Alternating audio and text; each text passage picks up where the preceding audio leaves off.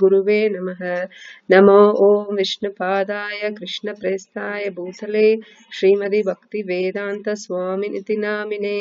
नमस्ते सारस्वती देवे गौरवाणी प्रचारिणे निर्विशेष शून्यवादी पाश्चात्य देशतारिणे।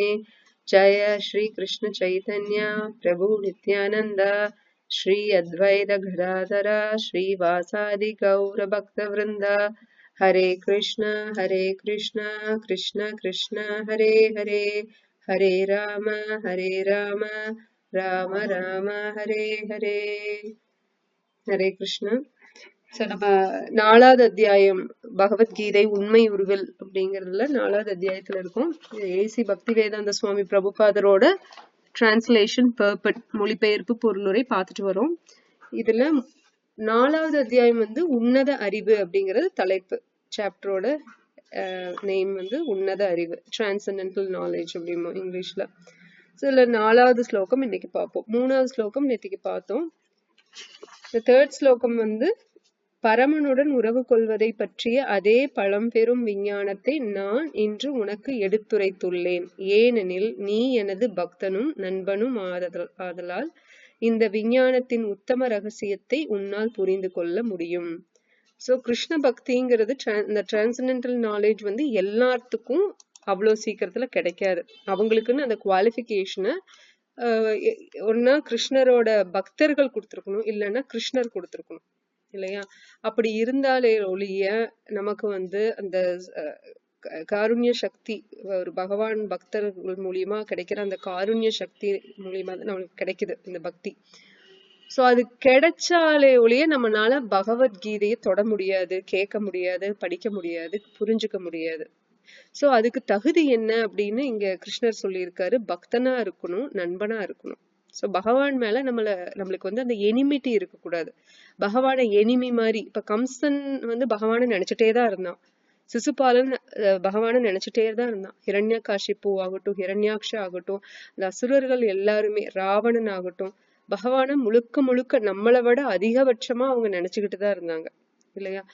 நாரதரே சொல்லுவாரு, ஹிரண்யகாசிப்புவ உதாரணத்துக்கு சொல்லி, அந்த அளவுக்கு நம்ம பக்தியில ஹிரண்யகாசிப்பு எந்த அளவுக்கு பகவான நினைச்சானோ அதுல ஒரு பங்கு நம்ம பகவான் மேல பக்தியில நினைச்சிருந்தா கூட நம்ம பக்தியில முன்னேறி இருப்போம்னு ஒரு பணிவுல சொல்லுவாரு.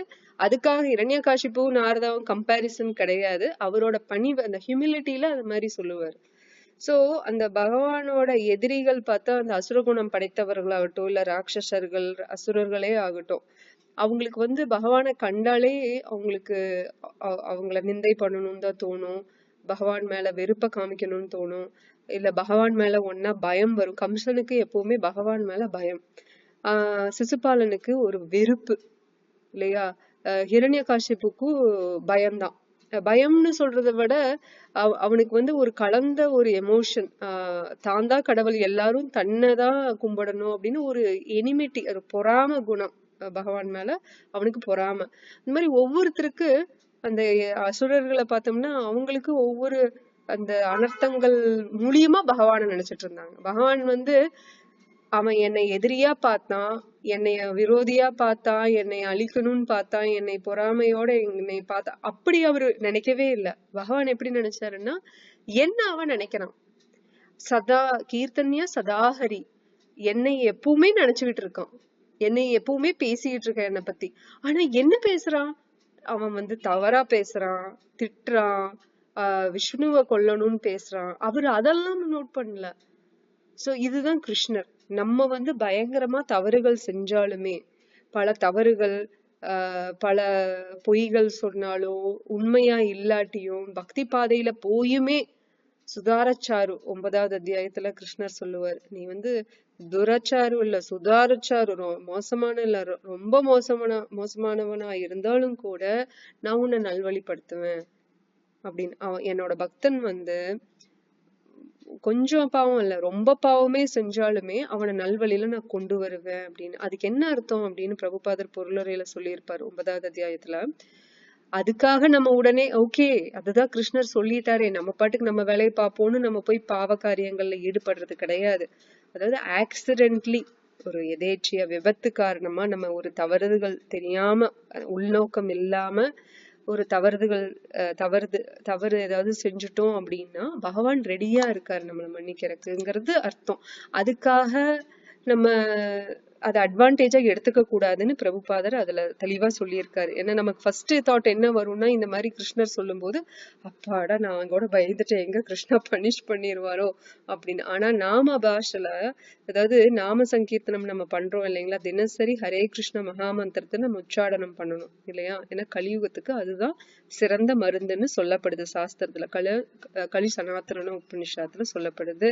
அதுக்கப்புறம் ஸ்ரீமத் பாகவதம், உபதேசாமிர்தா, அப்புறம் இது பக்தி ரசாமிர்த சிந்து, பகவத்கீதை எல்லாத்துலயுமே திரும்ப திரும்ப சொல்றது நம்ம ஹரிநாமம் பண்ணணும். அதுல குறிப்பா ஹரே கிருஷ்ண மகாமந்திரம் சொல்லணும்னு சொல்லப்படுது. நம்ம அதுல 10 விஷயங்கள், 10 அபச்சாரங்கள் பண்ணக்கூடாதுன்னு சொல்லப்படுது. பகவான் நாமத்தையும் தேவி தேவர்கள் நாமத்தையும் நம்ம ஈக்குவல்னு நினைச்சிடக்கூடாது.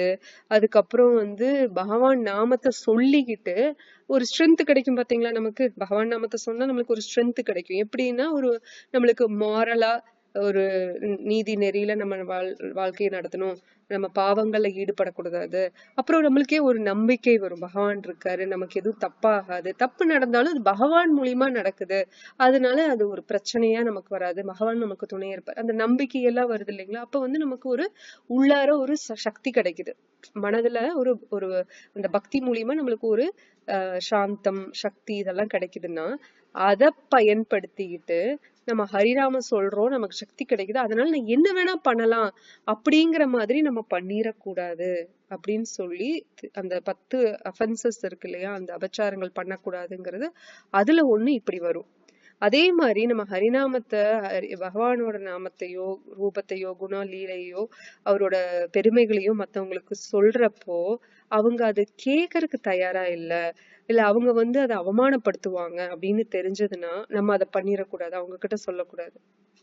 நம்மளோட ஆசை என்னன்னா எல்லாத்துக்கிட்டையும் சொல்லணும் இல்லையா, நம்ம பட்ட சந்தோஷம் மத்தவங்களுக்கும் கிடைக்கணும் அப்படிங்கிற இதுலதான் ராமானுஜாச்சாரியாரும் வைஷ்ணவ சம்பிரதாயத்துல வர்றவர் தான்.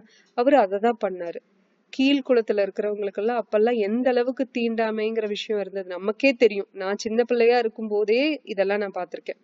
அப்ப அந்த காலத்துல அந்த தீண்டாமை, கீழ்குளத்துல பிறக்கிறவங்க அவங்கள தள்ளி வைக்கிறது, அந்த மாதிரி விஷயங்கள் அது சாதாரணமா இருந்துட்டுதான் இருந்தது இல்லையா. சாஸ்திரம் சொல்றது வர்ணாசிரம் தர்மம் சத்துர்வர்ணம் மயாசம் குணகர்ம விபாகசான் கிருஷ்ணர் சொல்றாரு. அவர்தான் அதை கிரியேட் பண்ணதுன்னு சொல்றாரு. ஆனா அதனோட காரணம் வேற, நோக்கம் வேற.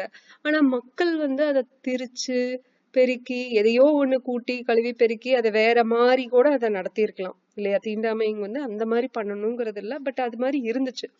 ராமானுஜாச்சாரியரே என்ன பண்ணாரு அப்படின்னா, அதை எதிர்த்து தன்னோட குரு தனக்குன்னு சொன்ன அந்த ரகசிய மந்திரத்தை, தீட்சையப்ப சொன்ன மந்திரத்தை எல்லாரும் கேட்கணும், பகவத நாமத்தை எல்லாரும் கேட்டு எல்லாரும் சொல்லணும்னு ஆசைப்பட்டாரு. அப்ப பெரிய வைஷ்ணவர்கள் அந்தனர் குலத்துல இருக்கிறவங்கதான் வைஷ்ணவர்கள், பிராமண குலத்துல இருக்கிறவங்கதான் வைஷ்ணவர்கள் அப்படின்னு நினைச்சிட்டு இருக்கிறது தவறு அப்படிங்கிறதையும் நம்மளுக்கு முன்னோடியா வழிகாட்டியா இருந்து பல ஆச்சாரியர்கள் நம்மள வழி நடத்தி இருக்காங்க நல்வழியில. அதாவது குலம் எந்த குலத்துல பிறக்கிறோங்கிறது கிடையாது, நம்ம எந்த பண்பை வளர்த்துக்கிறோம். பிராமணா, சத்ரியா, வைஷ்ய, சூத்ரா. இந்த சூத்ர குலம்ங்கிறது ஒரு லேபர் கிளாஸ் இல்லையா, எல்லாத்துக்கும் வேலை செய்யறது, எம்ப்ளாயி. இப்ப எல்லாருமே லேபர் கிளாஸ்ல தான் இருக்கோம்னு சொல்லப்படுது. ஏன்னா நம்ம யாரு எஜமானிகளா யாருமே கிடையாது. எஜமானியா ஒரு எஜமானின்னு ஒண்ணு இருந்தாலும் கூட அவங்க வேற யாருக்காவது வேலை செஞ்சுட்டு தான் இருக்காங்க இல்ல, யாருக்காவது கீழே அவங்க இருந்துதான் ஆகணும். ஒன்னா கவர்மெண்ட்டுக்கு கீழே இருக்கணும், இல்லைன்னா கேபிட்டலிஸ்டுக்கு கீழே இருக்கணும், இல்ல அந்த கம்பெனி பாஸுக்கு கீழே இருக்கணும். ஒரு மேனேஜரா இருந்தாலுமே ஒருத்தங்களுக்கு கீழே இருக்கணும், சிஇஓவா இருந்தாலுமே அவங்க ஒரு கவர்மெண்ட் அபிஷியல்ஸ் கீழே இருக்கணும் அப்படின்னு. நம்ம அரசியல்வாதியா இருந்தா சென்ட்ரல் மினிஸ்டருக்கு கீழே இருக்கணும். அப்படி அப்படியே படிப்படியா பார்த்தோம்னா எல்லாருமே நம்ம லேபர் கிளாஸ்ல தான் இருக்கும் ஒரு வகையில.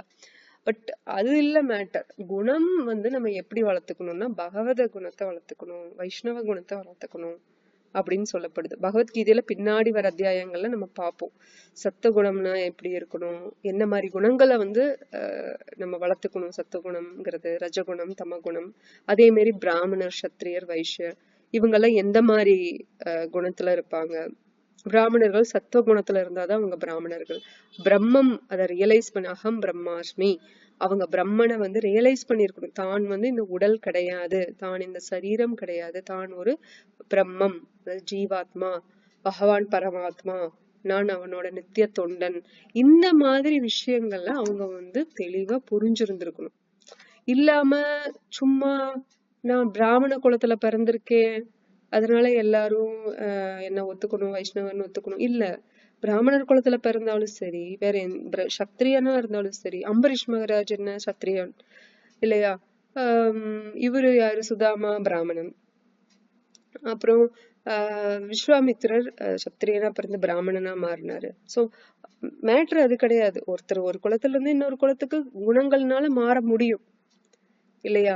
பரசுராமன் பிராமணனா பிறந்து சத்திரியனா மாறினாரு. சோ அவங்க எல்லாருமே எதை நோக்கி போகணும்னு சொல்லப்படுதுன்னா வைஷ்ணவ குணங்களை நோக்கி போகணும் அப்படின்னு. பகவான வந்து எப்பவுமே கீர்த்தனிய சதாஹரி சததம் கீர்த்தயந்தோ மாம், பகவான வந்து எப்பவுமே நம்ம என்ன பண்ணணும், வர்ஷிப் பண்ணிட்டே இருக்கணும். அதுதான், அவரை நினைச்சுக்கிட்டே இருக்கணும், அவரை பத்தி மத்தவங்களுக்கு சொல்லணும், அவரை பத்தி நம்ம கேட்கணும். சோ இந்த மாதிரி நம்ம குணங்களை வளர்த்துக்கணும். பரா துக்க துக்கி, வைஷ்ணவர்கள் எப்படி இருப்பாங்கன்னா மத்தவங்க துக்கத்துல இருந்தாங்க அப்படின்னா இவங்களும் துக்கத்துல ஆழ்ந்துருவாங்களாம். பரா சுக்க சுக்கி, மத்தவங்க சந்தோஷமா இருந்தா இவங்களும் சந்தோஷமா இருப்பாங்க. ஒரு நார்மல் கர்மி அப்படின்னு இருக்கிறவங்க எப்படி இருப்பாங்க அப்படின்னா, ஜென்ரலா சொல்றேன், அவங்க வந்து மெட்டீரியலிஸ்டிக்கா இருக்காங்க. அதாவது லௌகீக ஆசைகளை கொண்டு லௌகீகத்தோட விஷயங்களை அனுபவிக்கணும், அதுக்கப்புறம் அதை சார்ந்து இருக்கணும், பகிட்டா வாழணும். மத்தவங்க யாராவது இவங்களை விட பெரிய இடத்துல இருக்கிறாங்க அப்படின்னா இவங்க சக்திக்கு மீறி இவங்களும் அந்த இடத்துக்கு வரணும்னு ஆசைப்படுறது.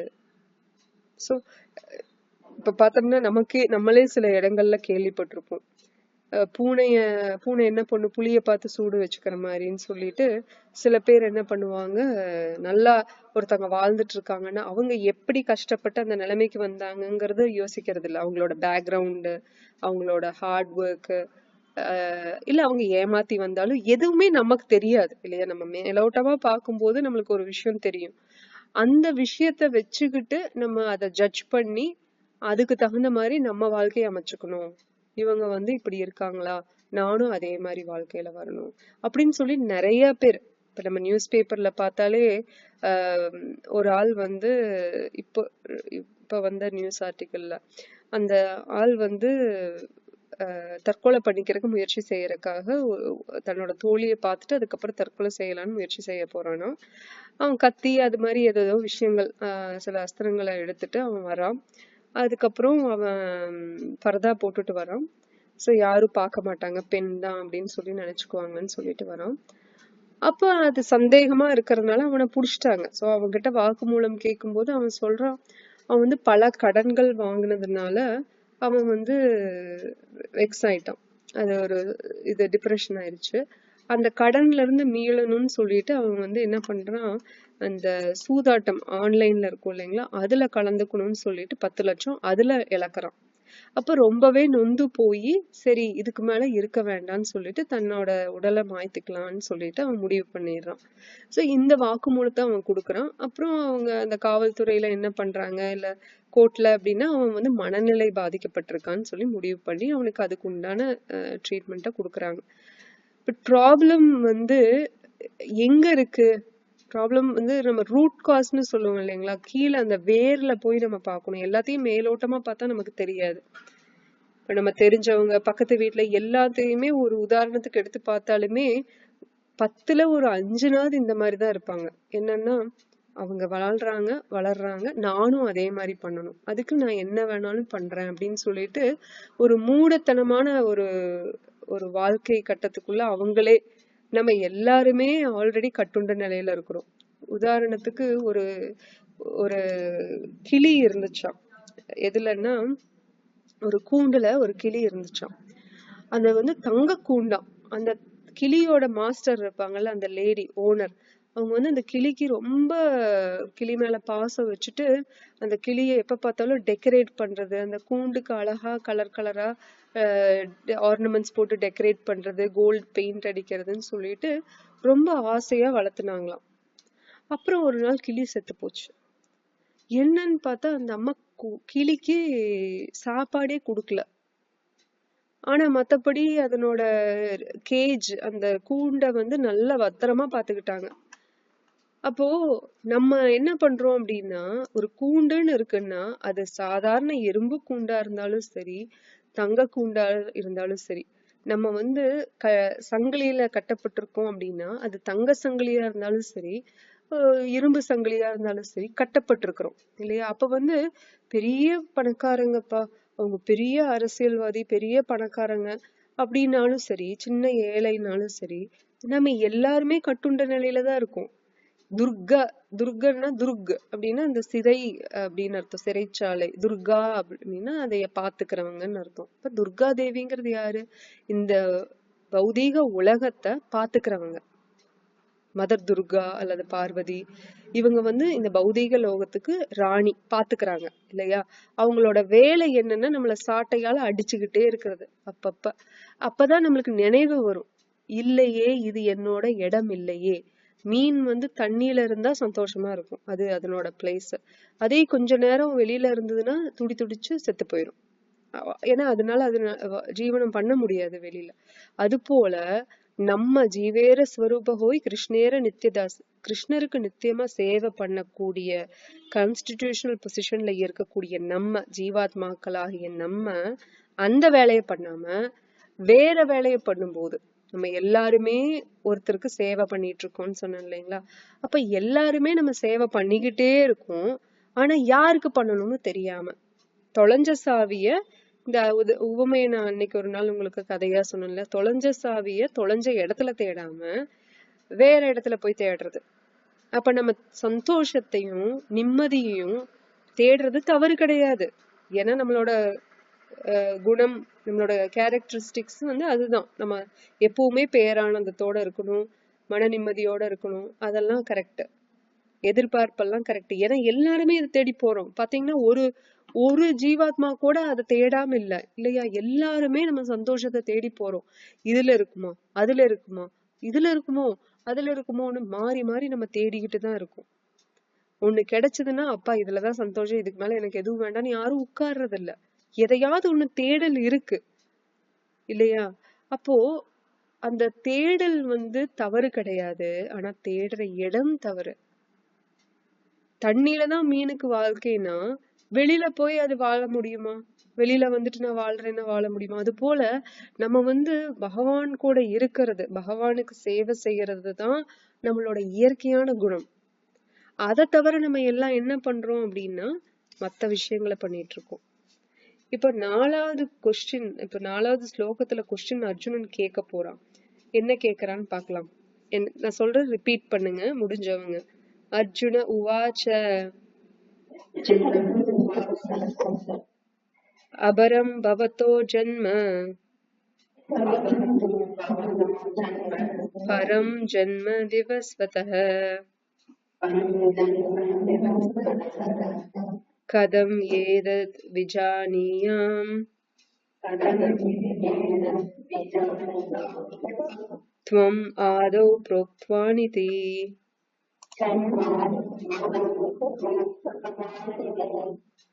ஓகே, யாராவது படிக்க விரும்புறீங்களா? ஜெயலட்சுமி மாதாஜி நீங்க ட்ரை பண்ணுங்க, வாய்ஸ் நல்லா வரல, கிராக் ஆகுதுன்னா வேற யாராவது படிக்கலாம்.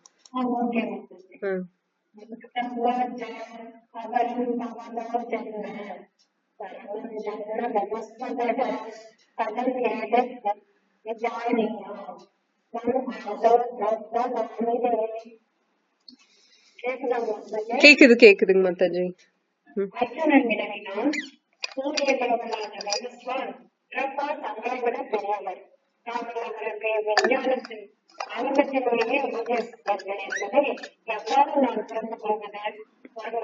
பகவானின் பக்தனாகிய அர்ஜுனன் கிருஷ்ணரது மொழிகளை நம்ப முடியாமல் இருப்பது சாத்தியமா? உண்மை என்னவெனில் அர்ஜுனன் தனக்காக இந்த கேள்வியை எழுப்புகிறது. அனுப்பிரசம் பகவானின் மீது நம்பிக்கை உண்டாகுவதற்காகவும் கிருஷ்ணன் சர்வபுருஷ பகவானோடு ஏற்றுக்கொள்ளப்பட வேண்டும் என்ற கருத்தை அவர்களான அசுரங்களுக்காகவும் இப்பாடல் எழுதுவது. மூன்றாவது தலைவர் கிருஷ்ணரை பற்றி அறியாதது போல எனவே அர்ஜுனன் கிருஷ்ணரே சர்வபுருஷ பகவான், அவரே அனைத்துக்கும் உண்மை, அவரே உள்ளத்தின் இறுதியிலே என்பதை பக்குவமாக அறிந்திருப்பார் என்பது 10ஆம் அத்தியாயத்தில் தெளிவாக விளங்கும். அதே சமயத்தில் இப்பூலகில் தேவையின் மனிதனாக கிருஷ்ணர் தோன்றியதும் உண்மையே. அவ்வாறு தோன்றிய போது அவர் எவ்வாறு அதே நித்திய மூலபுருஷராகவும் சர்வபுருஷ பகவானாகவே திகழ்ந்தார் என்பதை சாதாரண மனிதனால் புரிந்து கொள்ள முடியாது. எனவே இவ்விஷயத்தை அதிகாரப்பூர்வமாக பகவானே கூற வேண்டும் என்பதற்காக அவரிடமே வினவினான் அர்ஜுனன். அப்போது மட்டுமல்ல, நினைவு கெட்டாத காலம் தொட்டே கிருஷ்ணரே பரம அபிமானி என்பது அகிலம் முழுவதும் ஏற்றுக்கொள்ளப்பட்ட விஷயம். அசுரர்கள் மட்டுமே அவரை நிராகரிப்பர். இருப்பினும் கிருஷ்ணரே அவன் அனைவராலும் ஏற்றுக்கொள்ளப்பட்ட அதிகாரி என்பதால் அர்ஜுனன் இக்கேள்வியை அவரிடமே முன்வைக்கிறான். இதன் மூலம் கிருஷ்ணரே தன்னை பற்றி விளக்குவார். இல்லையே எப்போதும் கிருஷ்ணரை எதிர்கொடுத்த முயற்சி செய்யும் அசுரர்களுக்கும் அசுர நண்பர்களுக்கும் தகுந்தாலும் சில அசுரர்கள் கிருஷ்ணரை பற்றி தவறான தகவல்களை கருத்துவிடவர். ஒவ்வொருவரும் தத்தம் சிறிய சுய நன்மையை கருதியாவது கிருஷ்ணன் நெஞ்சத்தை அறிந்து கொள்வது இன்றியமையாததாகும். எனவே கிருஷ்ணனே அவரை பற்றி கூறுவது அனைத்து உறவுகளுக்கும் நன்மை பயன்பதாகும். கிருஷ்ணர் தன்னை பற்றி கூறக்கூடிய விளக்கங்கள் அசுரங்களுக்கு வினோதமாக தெரியலாம். ஏனெனில் அவர்கள் கிருஷ்ணரை தங்களது கண்ணோட்டத்திலேயே எப்போதும் எடை போடுகின்றனர். ஆனால் பக்தர்களோ கிருஷ்ணர் தன்னை பற்றி கூறும் விஷயங்களை இதயபூர்வமாக வரவேற்கின்றனர். அவரை பற்றி மேன்மேலும் அறிவதில் எப்போதும் அளவில்லா ஆர்வம் கொண்டிருப்பதால் அவர்கள் கிருஷ்ணரின் இத்தகைய அதிகாரப்பூர்வமான சொற்களை வழிபடுகின்றனர். கிருஷ்ணரை சாதாரண மனிதனாக என்னும் நாத்திகர்கள் கிருஷ்ணன் மனித சக்திக்கு அப்பாற்பட்டவர், ஆனந்தமும் அறிவும் நிறைந்த நித்திய அறிவுகள் உடையவர், சசி ஆனந்த பெற்றவர், திவ்யமானவர், நிறைவேற்றிய குணங்களில் ஆதிக்கத்திற்கு அப்பாற்பட்டவர், ஆழமிடம் அறியாதவர், கண்டிப்புகளை கொடுத்தவர் முதலியவற்றை கீதையின் மூலம் அறிந்து கொள்ளவர். அர்ஜுனனை போன்ற கிருஷ்ண பக்தர் கிருஷ்ணரின் திவ்யமான நிலையை பற்றிய குழப்பங்களுக்கெல்லாம் அப்பாற்பட்டவர் என்பதை அறியவில்லை. கிருஷ்ணரின் ஜடையத்தின் குணங்களுக்கு உட்பட்ட சாதாரண மனிதனது கருத்தும் நாத்திகர்களின் மனப்பான்மையை முறியடிப்பதற்காக செய்யப்பட்ட முயற்சியே பக்தனான அர்ஜுனனால் பகவானின் முன்பு எழுதப்பட்டு இக்கேள்வியை ஆகும். ஹரே கிருஷ்ணா. நன்றி மாதாஜி. சோ இது ரொம்ப அழகான ஒரு கேள்வி அர்ஜுனன் கேக்குறான். இந்த பகவத்கீதை முழுக்க முழுக்க கேள்வி பதில் தான் இல்லையா? அர்ஜுனன் கேக்குறான், கிருஷ்ணர் பதில் சொல்றாரு. ஸ்ரீமத் பகவதும் அதே மாதிரிதான் இருக்கும். பரீட்சித் மகாராஜ் கேட்பாரு, வியாசதேவரோட மகன் சுகதேவ் கோஸ்வாமி பதிலளிப்பாரு. சில இடங்கள்ல வியாசதேவர் கேட்பாரு, அவரோட குரு நாரத முனி பதிலளிப்பாரு. நாரதர் சில இடங்கள்ல கேள்வி கேட்பாரு, நாரதரோட தந்தை பிரம்மா பதிலளிப்பாரு. அது மாதிரி கிருஷ்ணர் ரிலேட்டடா நம்ம இந்த சாஸ்திரங்கள், முக்கியமான சாஸ்திரம் பகவத்கீதை பகவதம் பார்த்தோம்னா ரிப்பீட்டடா நம்ம கத்துக்கிறது என்ன? கேள்வி கேட்கணும், குரு கிட்ட கேள்வி கேட்கணும், குரு ஸ்தானத்துல இருக்கிறவங்க கிட்ட கேள்வி கேட்கணும். அப்பதான் நம்மளுக்கு ஆழமான தத்துவங்கள் தெரியப்படும் இல்லையா? இப்ப பரீட்சித் மகாராஜ் கேள்வி கேட்கும் போதோ இல்ல அர்ஜுனன் கேள்வி கேட்கும் போதோ நம்ம நினைக்க கூடாது, இன்னும் இது கூட தெரியலையா அப்படின்னு. கிடையாது. பொதுமக்களுக்காக அவங்க பிரதிநிதியா இருந்து நம்ம தெரிஞ்சுக்கணுங்கிறதுக்காக கேள்வி கேக்குறாங்க. இன்னொரு விஷயம் என்னன்னா, இந்த நாத்திகர்கள் இருப்பாங்க இல்லையா, இல்ல பகவானை வெறுக்கிறவங்க, பகவான விரோதியா பாக்குறவங்க, பகவான் மேல பொறாமை குணம் கொண்டவங்க, இந்த மாதிரி ஆட்கள் பகவான தவறா பேசிடக்கூடாது அப்படிங்கறக்காக பகவான் வாயில இருந்தே அந்த பதில் வரணும். இல்ல பகவானோட பிரதிநிதி ஆச்சாரியார் குரு ஸ்தானத்துல இருக்கிறவங்க அவங்களோட அந்த அத்தாரிட்டேட்டிவ் சோர்ஸ் மூலியமா நம்மளுக்கு அந்த பதில் வரணுங்கிறதுக்காகத்தான் எளிமையானவங்களா இந்த அர்ஜுனன் ஆகட்டும், பரீட்சித் மகாராஜ் ஆகட்டும், இல்ல பல பல பக்தர்கள் ஆகட்டும், சிறந்த பக்தர்கள் ஆகட்டும் கேள்விகளை கேக்குறாங்க. கேள்வி கேட்காம அந்த இடத்துல பதில் இருக்காது.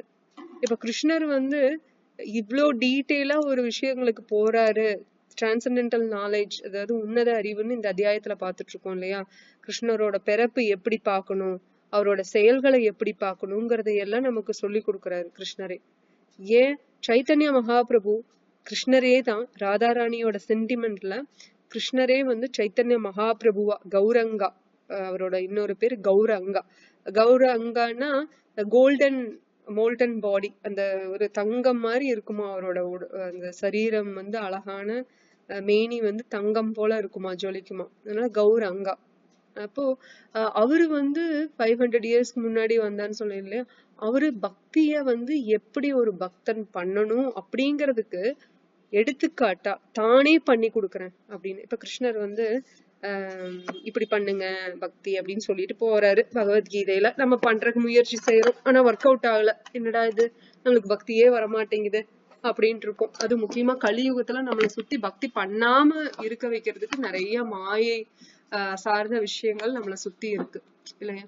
அப்ப நம்ம அதுல இருந்து வெளியில வரணும் அப்படின்னா நம்ம தீவிரமா பக்தி பண்ணணும். தீவிரேன பக்தி யோகேன யஜதே புருஷம் பரம், அந்த பரம புருஷன் பகவான் மேல தீவிரமா பக்தி பண்ணணும். அதுக்கு நம்மளுக்கு ஏதாவது ஒரு சப்போர்ட் வேணும், அசோசியேஷன் வேணும், சத் சங்கம் வேணும். அதே மாதிரி கேள்வி ஞானம், இந்த ஸ்ரவணம், கீர்த்தனம், விஷ்ணு ஸ்மரணம், பாத சேவனம், நவவித பக்தியில ஏதாவது வேணும். இல்ல எல்லாம் இருந்தா சந்தோஷம், இல்லைன்னா அட்லீஸ்ட் ஏதாவது ஒண்ணுனாவது வேணும். அப்படி இல்லைன்னா என்னதான் பண்றதுன்னா யாராவது ஒரு எக்ஸாம்பிள் பார்த்து கத்துக்கணும். ஒரு ரோல் மாடல், யாரு நல்ல முன் உதாரணமா இருக்காங்க அவங்கள பார்த்து அவங்க பண்ற மாதிரி நம்ம பக்தி பண்ணணும்னு ஒரு ஆசை வரும் இல்லையா. அதுக்காக தான் ஆச்சாரியர்கள் வர்றாங்க, அதுக்கப்புறம் பகவானே இறங்கி வர்றாரு, தானே வந்து காமிக்கிறாரு எப்படி பண்ணணும்னு. அதுதான் சைத்தன்ய மகாபிரபு. ஸ்ரீ சைத்தன்யா மகாபிரபு அவரோட இந்த பஞ்ச தத்துவ மகாமந்திரம் நம்ம ஹரே கிருஷ்ணா சொல்றதுக்கு முன்னாடி பஞ்ச தத்துவ மந்திரம்னு ஒண்ணு சொல்றோம். 5 பேரு முக்கியமான ஆட்கள். பலராம், கிருஷ்ண பலராமே வந்து சைத்தன்யாவாவும் நித்யானந்தராவும் வந்து பிறக்குறாங்க 500 இயர்ஸ்க்கு முன்னாடி. அப்போ அவங்க கூட இந்த அத்வைத ஆச்சாரியார் இருக்காரு, ஸ்ரீவாஸ் தாக்கூர், அப்படி இந்த 5 பேர் இருக்காங்க. சைத்தன்யா, பிரபு நித்யானந்தா, ஸ்ரீ அத்வைதா, கடாதர், ஸ்ரீவாசாதி. சோ 5 பேர் கௌர பக்த விருந்தா. சோ இவங்க எல்லாரும் நம்மளுக்கு முன்னோடியா பக்தி எப்படி பண்ணணும்னு காமிச்சவங்க. அதுக்கப்புறம் ஸ்ரீரூப சனாதன பக்த ரகுநாதா. சோ இவங்க ஒரு 6 கோஸ்வாமிகள் இருக்காங்க விருந்தாவன்ல. அவங்க இந்த புஸ்தகங்கள் எழுதி அவங்க பக்தி பண்ணி நமக்கு காமிச்சு அவங்களோட பக்தி பரவசத்தை பார்த்து பக்தியில வர்றவங்க அதிகம் இல்லையா. அப்ப அந்த மாதிரி ஆட்கள் அவங்களை எல்லாம் நம்ம பூஜை செஞ்சு அதுக்கப்புறம் நம்ம ஹரே கிருஷ்ணாவை சொல்லும் போது நம்ம ஏதாவது தவறுகள் செஞ்சாலும் கூட ஒழுங்கா ஹரிநாமத்தை ஜபம் பண்ணும்போது, அந்த உச்சாடனம் பண்ணும்போது கரெக்டா நம்ம பண்ணாட்டி கூட இவங்களோட மந்திரத்தை சொல்லிட்டு பண்ணும்போது இவங்க மூலியமா நம்மளுக்கு அது மன்னிப்பு கிடைச்சிருது. அபச்சாரத்துல இருந்து நம்ம வெளியில வந்துடுறோம். அதுக்காக தான் இந்த பஞ்சதத்துவ மந்திரத்தை சொல்றோம்.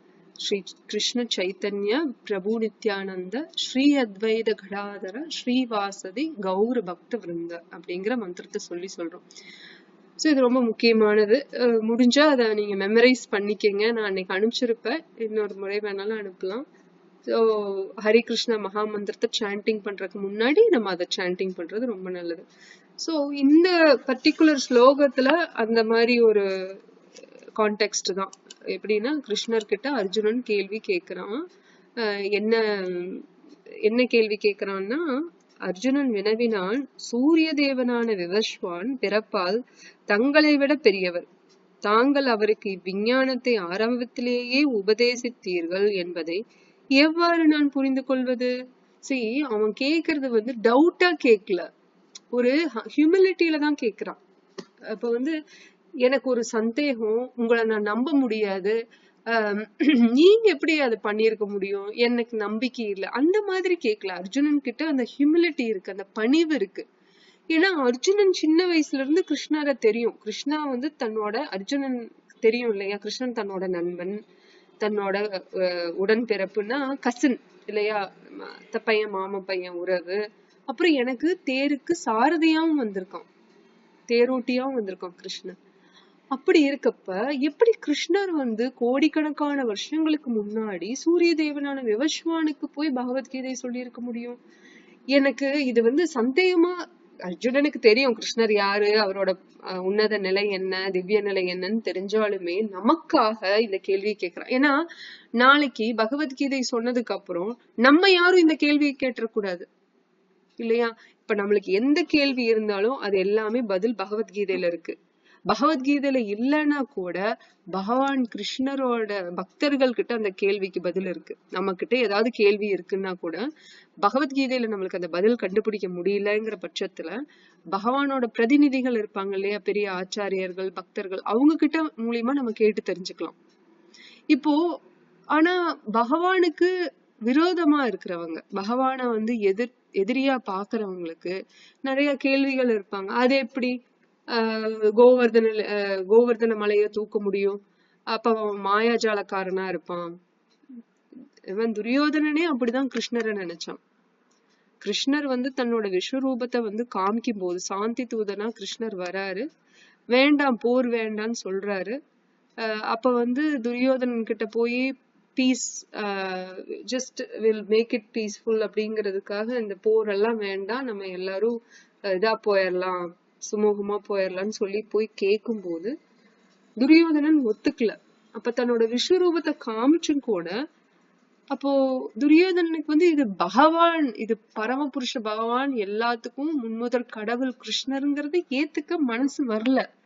அந்த மனதுல வந்து அனர்த்தங்கள் இருக்கு. அந்த குரோதம், காமம், அந்த அந்த பொறாமை, இந்த மாதிரி விஷயங்கள் இருக்கும்போது அவங்களால கிருஷ்ணரை முழுமையா ஏத்துக்க முடியாது. கிருஷ்ணரை கண்ணுக்கு முன்னாடியே பார்த்தாலுமே கிருஷ்ணரை பகவானா ஏத்துக்க முடியாது. இப்ப திருதராஷ்டிரன் இருந்தான், அவன் வயதுல மூத்தவன், அவன் கேள்விப்பட்டிருப்பான் கிருஷ்ணரோட லீலைகள் எல்லாமே. ஆனாலும் கிருஷ்ணரை வந்து அவன் முன்முதல் கடவுளா ஏத்து பக்தனா மாறல. சரிப்பா, நீதான் கிருஷ்ணர், நீதான் கடவுள்னே வச்சுக்குவோம், ஆனா நான் உன்னை வழிபட மாட்டேன் அப்படின்னு சொல்றவங்களும் இருக்காங்க இல்லையா? திருதராஷ்டிரன் அப்படிதான் இருந்தான். துரியோதனன் கிருஷ்ணரை கடவுளாவே பார்க்கல. அவங்க கிருஷ்ணரோட சக்திய வந்து ஒரு சாதாரண சக்தியாவும் ஒரு மாய சக்தியாவும் தான் பார்த்தானே தவிர அது வந்து பகவானோட சக்தி. ஏன்னா பகவான் எல்லா இடத்துலயும் இருக்காரு. அகம் சர்வஸ்ய பிரபவோ, 10வது அத்தியாயத்துல கிருஷ்ணர் சொல்றாரு, எல்லாமே எங்கிட்ட இருந்துதான் வருது. அந்த கான்செப்ட் புரிஞ்சிருச்சுனாலே நமக்கு தெரிஞ்சிடும் எல்லாமே பகவான் கிட்ட இருந்துதான் வருதுன்னு. அப்ப நம்மளுக்கு சோகம், சுகம், துக்கம் எல்லாமே அவரோட அனுமதியில தான் வருது. ஆனா நம்ம என்ன, நமக்கு தகுதிக்கு தகுந்த மாதிரி வருது. நம்ம நினைச்சுக்கிறோம் எனக்கு தேவையில்லாம துக்கத்தை பகவான் கொடுக்குறாருன்னு நம்ம நினைச்சுக்க கூடாது. அதுக்காக நம்மளோட தகுதி என்ன, நம்மளோட கர்ம வினை என்ன, அதுக்கு தகுந்த மாதிரி நம்மளுக்கு வர்றத அவரு தடுக்கிறது கிடையாது. இல்லைன்னா நம்ம எப்படி வாழ்க்கையில பாடத்தை கத்துக்குவோம்? நம்ம கெட்டதே பண்ணிட்டு இருக்கோம், நம்மளுக்கு நல்லதே நடந்துட்டு இருக்கு.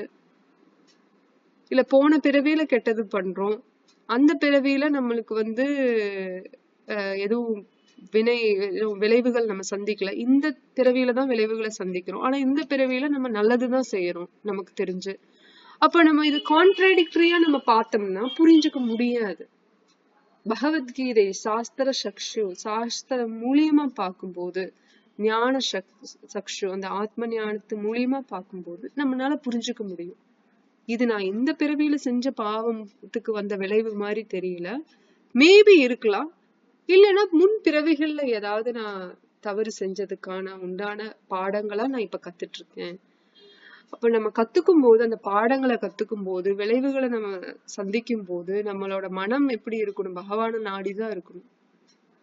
எது நான் கத்துக்கணுமோ அதை நான் இந்த விளைவுகள் இருந்து நான் கத்துக்கணும், திரும்பியும் இது தவறுகள் நான் செய்யக்கூடாதுன்னு நம்ம பிரார்த்தனை பண்ணிக்கணும். இன்னும் பக்திக்குள்ள வந்துட்டா நம்மளுக்கு நல்ல தைரியம் வந்துரும். ஏன்னா பகவான் நம்ம கூடயே இருப்பாருன்னு. அத தைரியத்தை வந்து சாக்கா வச்சு நம்ம தவறுகள் பண்ணக்கூடாதுன்னு ஆச்சாரியர்கள் சொல்றாங்க. இப்ப நம்மளுக்கு வந்து இப்ப கிருஷ்ணர்கிட்ட அர்ஜுனன் இது கேட்டதுனால கிருஷ்ணரோட உன்னத நிலைய சொல்றதுக்கு உண்டான வாய்ப்பு அர்ஜுனன் கிரியேட் பண்ணி கொடுக்குறான். அப்போ கிருஷ்ணர் வந்து அப்கோர்ஸ் கிருஷ்ணர் பரமாத்மாவா இருந்து நம்மள கேள்வி கேட்க வைக்கிறது, பதில் சொல்ல வைக்கிறது எல்லாமே பகவான் கிருஷ்ணர் தான். ஆர்கெஸ்ட்ரேஷன் பண்றது எல்லாமே கிருஷ்ணர் தான். பட் இது ஒரு வாய்ப்பா இன்னும் 5வது ஸ்லோகத்துல இருந்து 9வது ஸ்லோகம் வரைக்கும் கிருஷ்ணர் வந்து அந்த கிருஷ்ணரோட உன்னத நிலையை சொல்ல ஆரம்பிப்பாரு. இப்ப நம்ம மனுஷங்களா இருக்கும், நம்ம கட்டுண்ட நிலையில இருக்கும். ஒண்ணு காலம் மூலியமா நம்ம கட்டுண்ட நிலையில இருக்கும், பிறப்புங்கிற மூலியமா, இறப்புங்கிற மூலியமா. சோ நம்ம வந்து பகவான வந்து ஒரு பௌதீக ஞானத்துல பார்த்தோம்னா, கண்ணோட்டத்துல பார்த்தோம்னா நம்மனால கரெக்டா பார்க்க முடியாது, தவறா பார்த்துருவோம். இப்போ ஒரு லென்ஸ் வைக்கிறோம், மேக்னிஃபையிங் லென்ஸ் வைக்கிறோம் அப்படின்னா அந்த லென்ஸை வந்து நம்ம இப்போ அது ஒரு ரெட் கலர் லென்ஸ்ல இருக்கு அப்படின்னா நம்மளுக்கு ரெட் கலர்ல தெரியும், கிரீன் கலர்னா கிரீன் கலர்ல தெரியும் இல்லையா? அப்போ நம்ம எது எப்படி பார்க்கணும்னு இருக்கு ஒரு விஷயத்த. இப்ப கடவுளை நம்ம பார்க்கும்போது நம்மளோட சாதாரண லௌகீக கண்களாலேயோ அந்த புத்தியாலேயோ நம்ம பார்க்க முடியாது, பார்த்தோம்னாலும் புரியாது. அதுக்குதான் நம்மளுக்கு வந்து குருங்கிற ஒருத்தர் வேணும். இப்ப இங்க அர்ஜுனனுக்கு வந்து கிருஷ்ணரே குருவா இருக்கிறதுனால டைரக்டா கிருஷ்ணர்கிட்டயே அர்ஜுனன் கேள்வியை கேட்கிறான். கடவுளை நம்ம வந்து என்ன பண்றோம், நம்ம ஜட்ஜ் பண்றோம். எதை வச்சுன்னா அந்த லௌகீகத்தை வச்சு, இந்த லௌகீக அந்த மெட்டீரியல் லாஜிக்கை வச்சு. முழுக்க முழுக்க நம்மளோட பயனுக்காக தான் அர்ஜுனன் இந்த கேள்வியை கேட்கிறான்னு பிரபுபாதர் பொருளுரையில சொல்றாரு. ஏன்னா கிருஷ்ணர் தான் வந்து அந்த அத்தாரிட்டிங்கிறத வந்து அர்ஜுனன் ஏத்துக்கிறான் இல்லையா? அப்ப இப்போ இவரு இப்ப விவஸ்வான் கிட்ட இருந்து மனுக்கு வந்தது, அப்புறம் இக்ஷவாக்குக்கு வந்தது அப்படின்னு அந்த வம்சவழியா வருது இல்லையா பகவத்கீதை. அப்ப அது முறியடிக்கப்பட்டுருச்சு ஒரு காலகட்டத்துல. அது பகவத்கீதை ஃபுல்லா மக்கள் மறந்துட்டாங்க, அதுபடி வாழணுங்கிறத மறந்துட்டாங்க. அதனால திருப்பியும் அர்ஜுனனை வந்து சூஸ் பண்றாரு கிருஷ்ணர் இல்லையா? சோ இப்போ ராமாயணத்துல பகவான் கிட்ட ஹனுமான் கேக்குறாரு, உங்களோட திவ்ய உன்னத நிலைய சொல்லுங்க, திவ்ய நிலைய சொல்லுங்கன்னு. நாரதர் வந்து பிரம்மா கிட்ட கேட்கும் போது நீங்க தான் இந்த பிரபஞ்சத்தை உருவாக்குனீங்களா அப்படின்னு சொல்லிட்டு அத பத்தி கேக்குறாரு நாரதர். நீங்க தான் எல்லாத்தையுமே உருவாக்குனீங்களாமே, அப்ப நீங்க தான் எல்லாத்துக்கும் காரணமா இருக்க முடியும் அப்படின்னு கேக்கும்போது அப்ப பிரம்மா சொல்றது, இல்ல நான் எல்லாத்துக்கும் காரணம் இல்ல, பகவான் கிருஷ்ணர் தான் காரணம். அவரோட இது மூலியமா, அவரோட உள்ள பரமாத்மாவா எல்லார் இதயத்திலும் இருக்காரா, பிரம்மா இதயத்திலும் இருக்காரா. சோ அவரோட தூண்டுதல், அவரோட மோட்டிவேஷன்னால, இன்ஸ்பிரேஷன்னாலதான் நான் வந்து எல்லா வேலைகளும் செய்யறேன். செகண்டரி கிரியேட்டர், நான் வந்து பிரைமரி கிரியேட்டர் இல்ல. கிருஷ்ணா தான் ஃபர்ஸ்ட் கிரியேட்டர், நான் வந்து செகண்ட் கிரியேட்டர்னு சொல்றாரு. நான் வந்து தனிப்பட்ட ஆள் கிடையாது, நான் வந்து தனிநபரோ நான் எதையும் சார்ந்து இல்லாம இல்ல, நான் பகவான் கிருஷ்ணரை முழுக்க முழுக்க சார்ந்திருக்கேன். ஏன்னா அவருதான் சர்வ காரணம் எல்லாத்துக்கும். அப்ப நாரதாக்கு தெரியாம இல்ல, பிரம்மாவை விட நாரத முனியோட பக்தி பொசிஷன் வந்து இன்னுமே அதிகமா தான் இருக்கு இல்லையா? நம்ம கேள்விப்படுற இடங்கள்ல எல்லாம் பார்த்தோம்னா நாரதரோட பக்தி ஸ்தானம் வந்து இன்னும் உன்னத நிலையில இருக்கு. ஆனாலும் அவர் பிரம்மா கிட்ட போய் கேள்வி ஏன் கேக்குறாருன்னா, சில பேர் என்ன நினைச்சுக்குவாங்க, பிரம்மா தான் பெரியவருன்னு நினைச்சுக்குவாங்க, கிருஷ்ணரை வந்து கீழே. ஏன்னா கிருஷ்ணர் குழந்தையா பிறக்கும் போது தேவகி வசுதேவருக்கு குழந்தையா பிறக்குறாங்க, நந்த மகாராஜ் யசோதா மாதாக்கு குழந்தையா வளர்றாங்க. அப்படிங்கறத பார்க்கும் போது எல்லாத்துக்கும் ஒரு சந்தேகம் வரும் இல்லையா? எப்படி இவரை போய் கடவுள்னு ஏத்துக்கிறது, அவர் குழந்தையால வந்துட்டு போறாரு, பிரம்மா தான், அவருக்குதான் வயசாயிருக்கு, தாடி எல்லாம் வச்சிருக்காரு, அப்ப அவருதான் வந்து பகவானா இருக்க முடியும் அப்படின்னு சில பேரு நினைச்சுக்குவாங்க. அதை சரிப்படுத்தணும் அப்படின்னு சொல்லிட்டுதான் ஸ்ரீமத் பாகவதம் நம்ம படிச்சோம்னாலே அந்தந்த நிலை நமக்கு தெரிஞ்சிரும். யாரோட தேவி தேவர்களோட அந்த ஸ்தானம் எப்படி. பிரம்மாங்கிறது ஒரு பொசிஷன் தான், அது ஒரு ரோல், மேனேஜர் மாதிரி ஒரு ரோல் தான் பிரம்மா. அந்த பிரம்மா 100 வருஷம், அவரோட வாழ்க்கையில 100 வருஷங்கிறது வந்து நம்மளுக்கு கணக்கு போட்டு பார்த்தா கோடான கோடி வருஷங்கள். எர்த்ல பூமியில அந்த காலத்தை வந்து கணக்கிட்டோம்னா பல கோடி ஆண்டுகள் நம்ம லைஃப்ல இருக்கணும் அந்த பிரம்மாவோட 100 years பாக்குறதுன்னா இல்லையா? அப்போ அது நம்ம பண்ண முடியாது. அப்போ அவர் ரொம்ப நாள் வாழ்றாருங்கிறத நம்ம புரிஞ்சுக்கலாம். பட் ஸ்டில் அவர் ஒரு அந்த 100 years ஆனதுக்கு அப்புறம் அவரு அந்த பிறப்புல இருந்து இறப்புங்கிற சுச்சுவேஷனுக்கு வந்துதான் ஆகணும். அப்ப இன்னொரு பிரம்மா வந்து நியமிக்கப்படும்.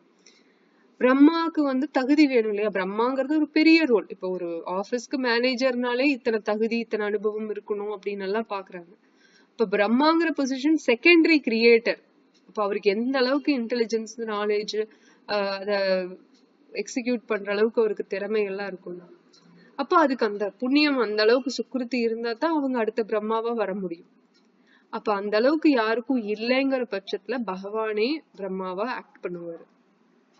இப்ப கடையில வந்து ஓபன் பண்றாங்க, ஆளுங்க வரல, உடனே என்ன பண்ணுவார் முதலாளி, அவரே எடுத்து கஸ்டமரை கவனிப்பாரு, என்ன எடுத்து கொடுக்கணுமோ கொடுத்து காசை வாங்கி கவுண்டர்ல போடுவார் இல்லையா? வேற வழி இல்ல, ஆளுங்க இல்லைன்னா அவர் தான் பண்ணி ஆகணும். அது போலதான் கிருஷ்ணரும், சூரிய பகவான் பொசிஷனுக்கு தகுதியா யாரும் இல்லை அப்படிங்கிற பட்சத்துல கிருஷ்ணரே சூர்யா வருவாரு. சோ அந்த மாதிரி. நம்ம அடுத்த ஸ்லோகத்துக்கு போலாம். ஸ்லோகம் 5. ஒரு நிமிஷம்.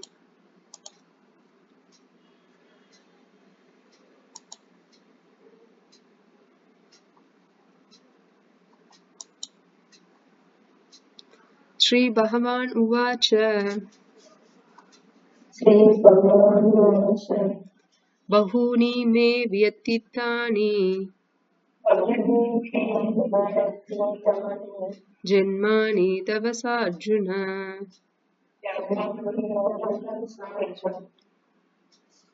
तान्यहं वेद सर्वाणि न त्वं वेद परन्तप.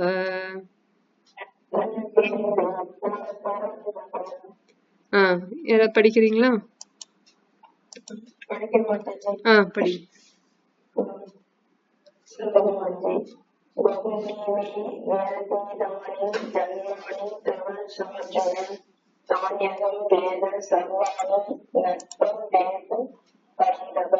புருஷோத்தமரான முழுமுதல் கடவுள் கூறினார், நாளும் யாரும் பரப்பதற்கும் திறமைகளை கடந்தவன் என்னால் அவை எல்லாவற்றையும் நினைவு பண்ண முடியும்.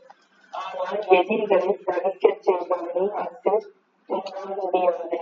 ஒரு முறை பிரம்மன் சம்சிதையில் பகவானுடைய கட்டளை ஆதாரங்களை பற்றிய தகவலை நாம் கண்டோம். அங்கு பின்வருமாறு கூறப்பட்டுள்ளது: அஸ்வைரம், அச்சரம், சமாதம், அனந்தரூபம், ஆத்யம், புராண புருஷம், நவ யௌவனம், வேதேஷம் துர்லபம், அதுர்லபம், ஆசுர பக்தம், கோவிந்தம், ஆதி புருஷம், சமுகம் பதவி. எண்ணில் அடங்காத ரூபங்களில் விரிவடைந்துள்ள போதிலும் அதே மூட நபராக பலவகையாளராக பெண்கள் இளமையுடன் கிளம்பும் பலவற்றிற்கு பகவானான கோவிந்தனை பெற்றதாக வணங்குகிறேன். வேத பண்டிதர்களில் சிறந்தவர்களாலும் புரிந்து கொள்ளப்பட முடியாத அவரது அறிவும் ஆனந்தமும் நிறைந்த நித்திய கலந்தமற்ற தூய பக்தர்களால் எப்போதும் சுலபமாக அடையப்படுகின்றன. பிரம்மன் சமூகத்தில் மேலும் கூறப்பட்டுள்ளது: ராமாதி மூர்த்திஷ்டு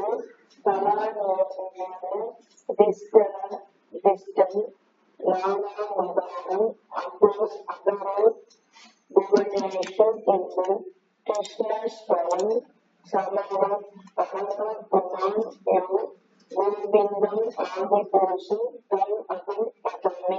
ராம நரசிம்மன் நடிகை எண்ணற்ற அவதாரங்களாகவும் பல முக ஆவணங்களாகவும் எப்போதும் நடைபெற்றுள்ள போதிலும் ஸ்வயமாகவும் அவதரிக்கும் மூலம் முழுமுதற் கடவுளான கிருஷ்ணனை பரம புருஷ பகவானான கோவிந்தனை நாம் வழிபடுகிறோம். தனக்கே இணையானவர் எவரும் இல்லாத போதிலும் இறைவனின் எண்ணற்ற ரூபங்களை காட்டும் வழிபாடாக வேதங்களிலும் கூறப்பட்டுள்ளது. நிலத்தை பலவாறாக மாற்றிக் கொண்டவரும் பண்பை மாறாத வைடூரியம் தயார் கொண்டவன் படுவான்.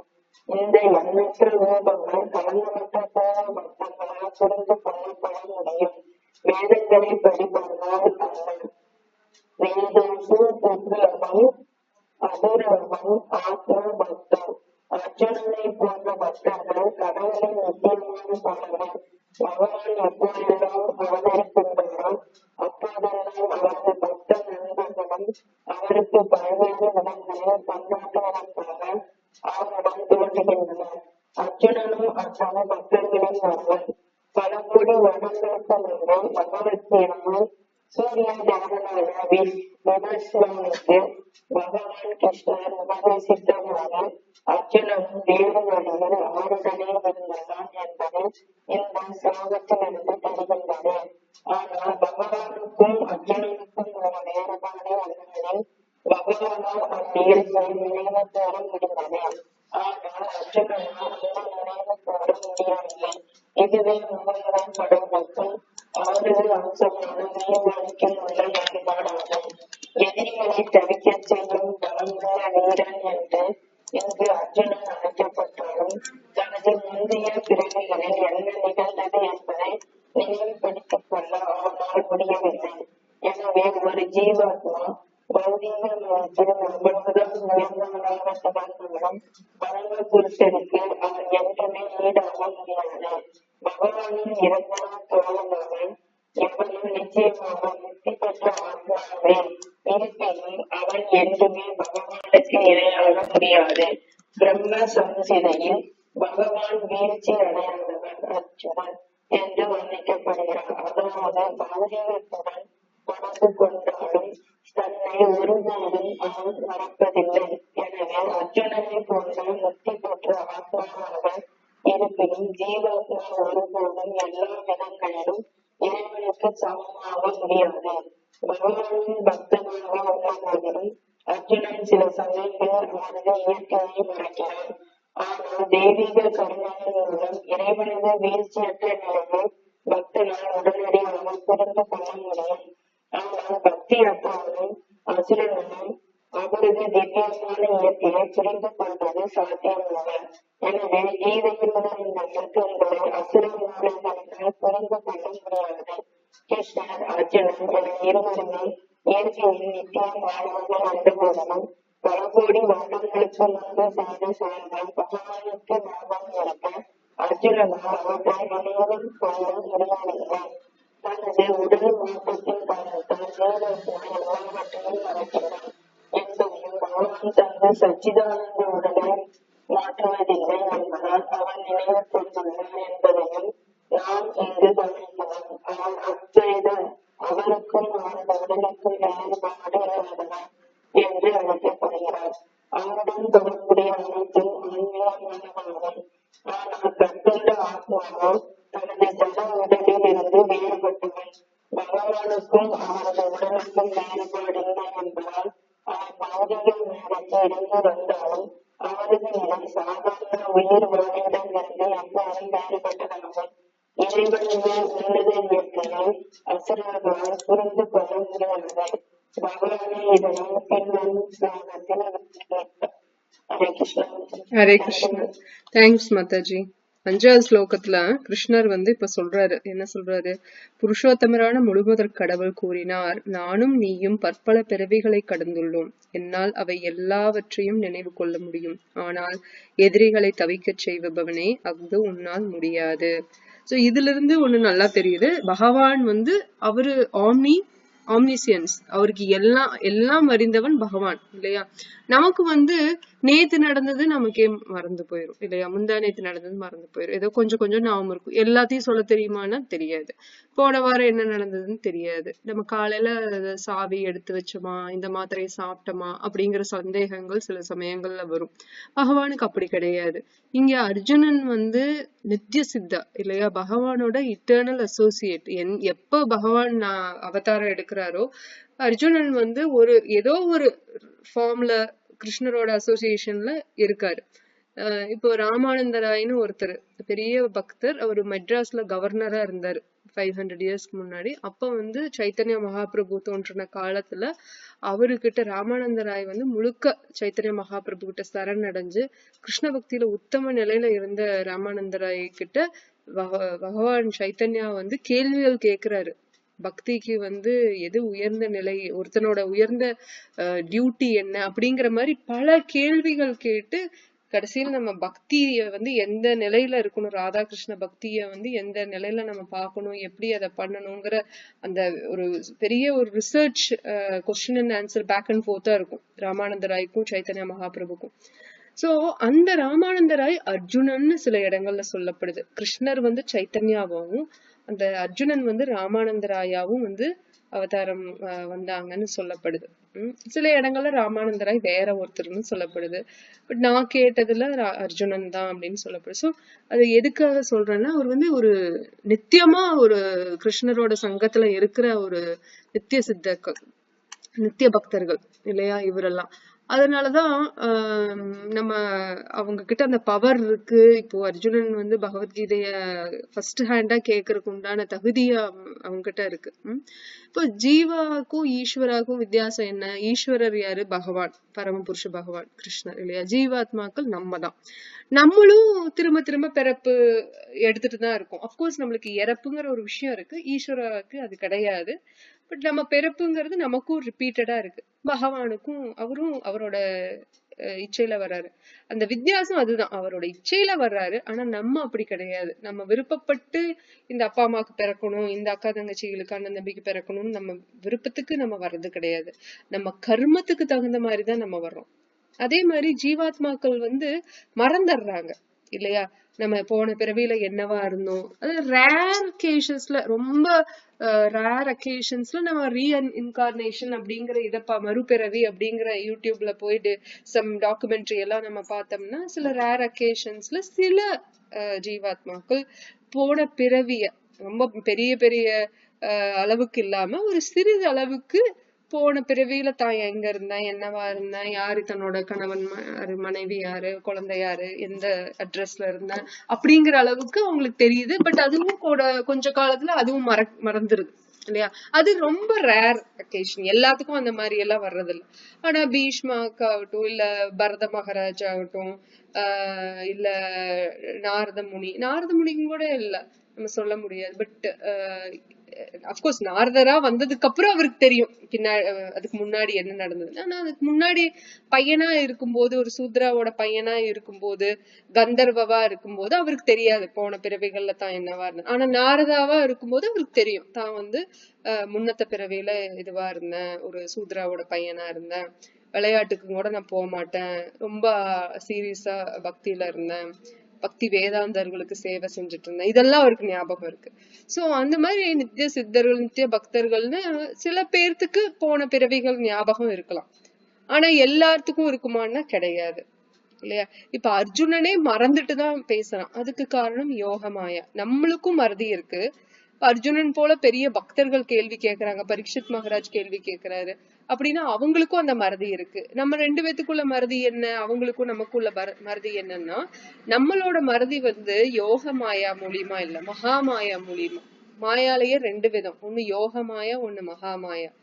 யோக மாயா அப்படிங்கறது வந்து கிருஷ்ணரோட பக்தர்கள் அந்யோன்யமான இருப்பாங்க இல்லையா கிருஷ்ணருக்கு, அவங்கள வந்து மறக்க வைக்கிறது, அவங்கள வந்து அவங்களுக்கு வந்து கிருஷ்ணர் யாருங்கிறத மறக்க வைக்கிறது. இப்ப யசோதாமாக்கு கிருஷ்ணர் பகவான்னு தெரியாது, நந்த மகாராஜுக்கு தெரியாது, கோபியர்களுக்கு தெரியாது. ஒரு சாதாரண மாடு மேய்க்கிற பையன், நம்ம கூட இருக்கிற பையன் அப்படின்னு சொல்லிதான் அவங்க பாப்பாங்க. அததான் கிருஷ்ணரும் விரும்புறாரு. ஓ புரியுதுங்களா. ஆனா நமக்கு வந்து கிருஷ்ணர் யாருன்னு தெரியறது இல்ல, பகவான்னு தெரியறது இல்ல. நம்ம அத பொதுவா ஜீவாத்மாக்களுக்கு வந்து கிருஷ்ணர் தான் முள்முதற் கடவுள்னு தெரியறது இல்ல. நம்ம எதேதோ பண்றோம். நம்ம இந்த சினிமா ஸ்டார்ஸ், இல்ல அரசியல்வாதிகள், அவங்களையெல்லாம் கடவுளா பாக்குறது, இல்ல யாராவது கடன் கொடுத்தாங்கன்னா நீங்க தான் தெய்வம்னு சொல்றது, யாராவது வேலை கொடுத்தாங்கன்னா தெய்வம் அப்படின்னு அவங்கள சொல்றது. ஆனா அவங்களுக்கு யாரு உண்மையான ஈஸ்வரான்னு தெரியறது இல்ல. அவங்கள எது மூலியமா மறதியில இருக்காங்கன்னா மகாமாயா அப்படிங்கறது மூலியமா மறதியில இருக்காங்க. சோ நம்ம வெளியில வரணும், அந்த மாயையில இருந்து நம்ம வெளியில வரணும். அர்ஜுனன் அவங்க எல்லாம் யோக மாயால இருக்கறதுனால அது ஒரு பிரச்சனை இல்லை, அது கிருஷ்ணர் பார்த்து ரிவீல் பண்ணிடுவாரு எப்ப பண்ணணுமோ. ஏன்னா கிருஷ்ணருக்கு தான் கடவுள்னு அவரோட உண்மையான பக்தர்களுக்கு காமிக்கிறதுக்கு அவருக்கே விருப்பம் இல்ல, அவங்களோட சகஜமா இருக்கணும்னு தான் கிருஷ்ணர் ஆசைப்படுறாரு. தன்னோட தாய் வந்து மிரட்டி குச்சியை வச்சு விரட்டிட்டு வருவாங்க யசோதம்மா, அத விரும்புறாரு இல்லையா. ஆனா நம்ம வந்து நம்மள வந்து மாயாதேவி தான் விரட்டுது, கிருஷ்ணர்கிட்ட போ அப்படின்னு சொல்லி நம்மளுக்கு துன்பங்கள் கொடுக்கறதே எதுக்கு, நம்மளோட கர்மத்துக்கு தகுந்த மாதிரிதான் துன்பங்கள் வருது. ஆனாலும் நம்மள விரட்டுறது துர்கா தேவி எதுக்குன்னா கிருஷ்ணர்கிட்ட போகணும். ஆனா நம்ம என்ன பண்றோம், திரும்ப திரும்ப நம்ம இதுக்குள்ளேயே பிறப்பு இறப்புங்கிற சுழற்சியிலேயே தான் நம்ம வந்துகிட்டு இருக்கோம். சோ இந்த ஸ்லோகத்துல வந்து கிருஷ்ணர் சொல்றதுல இருந்து நமக்கு தெரியுது, நம்ம ரெண்டு பேருமே பிறப்பு எடுத்திருக்கோம் நிறைய. ஆனா எனக்கு வந்து கடந்த காலம், நிகழ்காலம், எதிர்காலம்னு எல்லாமே எனக்கு தெரியும். இல்லையா? திரிகாலமும் அறிஞ்சவர் கிருஷ்ணர் இல்லையா? ஞானிகளே திரிகால ஞானிகள் இருக்காங்க, எல்லாமே தெரிஞ்சவங்க. அப்ப கிருஷ்ணர் என்ன எல்லாத்தையும் படைச்சவர், அவருக்கு தெரியாதா என்ன? இப்போ உனக்கு தெரியாத அர்ஜுனா அப்படின்னு சொல்லி சொல்றாரு. சோ இதோட நம்ம இந்த கிளாஸ் முடிச்சுக்குவோம். வஞ்சா கல்பத்ரூபிஷ்ய கிருபா சிந்துபியேவச்ச பதிதானாம் பாவனேபிய வைஷ்ணவேபியோ நமோ நமः. ஸ்ரீமத் பகவத் கீதை கி ஜெய். ஸ்ரீல பிரபுபாத் கி Jai. All glories to the assemble devotees. Hare Krishna. அது கேள்விகள் இருக்குங்களா?